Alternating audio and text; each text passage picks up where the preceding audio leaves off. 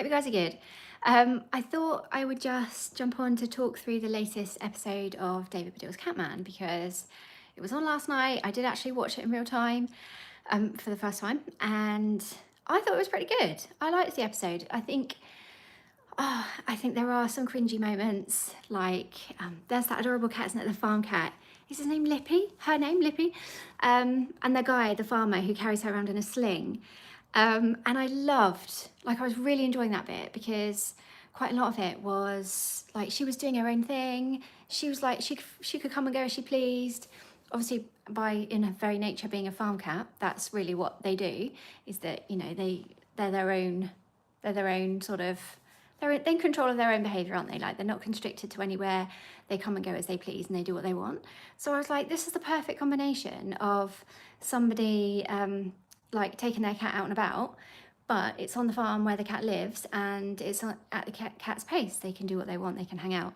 So I was really enjoying it. And then obviously they tried to put her in the sling, in David's sling.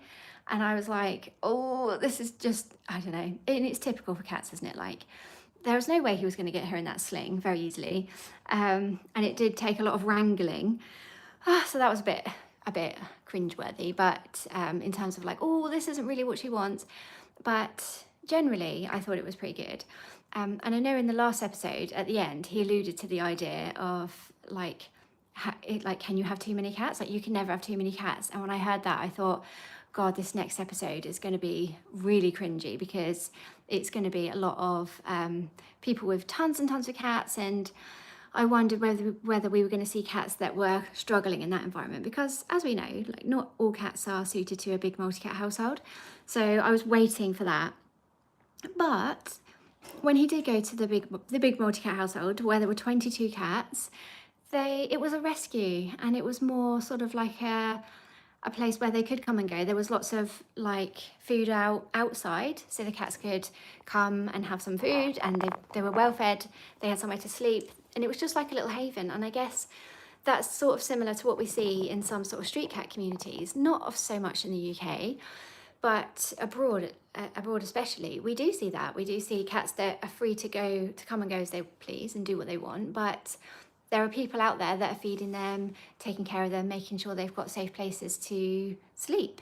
And I do think that's a good thing. I think that if there are going to be street cats, it's a good idea that they are taken care for in this way, taken care of in this way. And she spoke about the trap neuter return as well, didn't she? Which again is great for cats that are sort of living that free lifestyle.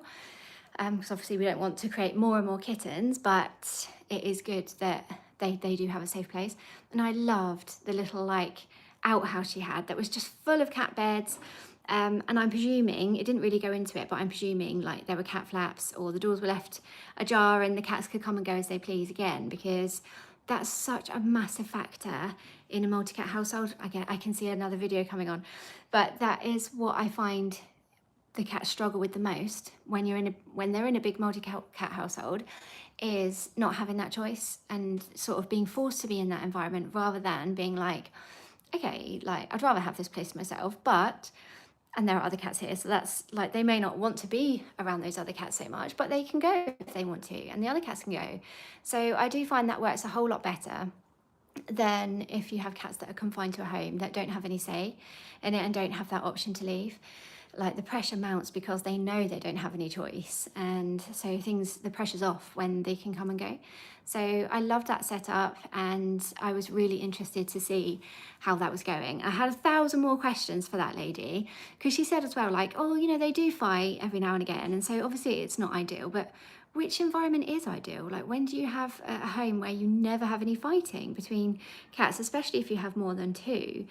So yeah, I guess I have found this series in particular really good for opening up those conversations and just bringing it to the forefront of people's minds, because it's easy to say, like, to see a cat out on a lead and be like, oh cool, I want to do that. So it's nice to see that those things happen with cats that are suited to that, but then also have these conversations of, well, it's not for every cat, and you have to train them gradually, and you have to take them to places that they're going to be safe and they're comfortable, and it all has to go at their pace. So I think it's quite good to open up those conversations and address these things and suss out whether it is right for you and your cat, or whether actually my cat's more suited to sitting on laps and hanging out. Fig's just coming in, I'm just going to open the door, because I know for my cats that they like going outside, but I don't think that they would do well on lead, and for me taking them on holiday and that sort of stuff. So like, I'm not judging that stuff, because you do see for some cats where it does work, but I have enjoyed being able to talk about this a bit more freely because it's actually relevant, because the show's on TV. So there are loads of these little moments where I've sort of, I don't know, mentally taken stock and been like, this is great to talk about in future. And I think, yeah, the multi-cat household ones is another one as well that has been brilliant. The freeze-dried cat though, the freeze-dried cat, it was so, I don't know, on one hand it was lovely, and on the other hand it was a bit weird, wasn't it? But each to their own. Like, I don't really have any judgment in terms of what people do to commemorate their cats after they've passed away, but that's the first time I've seen that before. And she looked, I mean, she was real. So I was gonna say she looked so real, but she was real.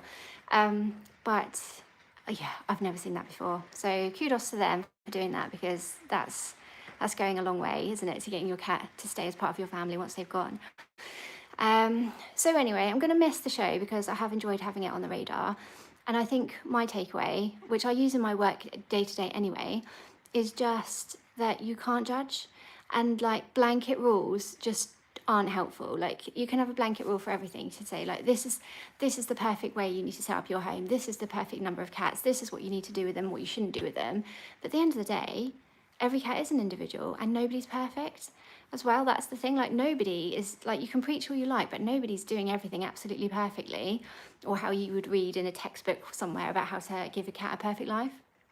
So I'm going to run with it and just celebrate it for what it was. And yeah, there are a few questionable moments, but let's use them as an opportunity to talk about that stuff and to decide, like, I don't know, what's best for your individual cat, rather than just saying you can't do this or you shouldn't be doing this. Because then people do feel judged, don't they? And it's just a difficult conversation. Anyway, I hope you guys are having a lovely weekend. Let me know in the comments what you thought about the show, and hopefully, I'm keeping everything crossed, there's going to be more cat TV, because yeah, like David said, there's so many shows about dogs. We need a whole bunch more about cats. But I'll keep on talking about cats on my channel, so do feel free to subscribe if you want to learn more about cats, or you just want to have those conversations, because that's what I'm here for. And I will catch you next time for another video. Take care, everybody. Bye.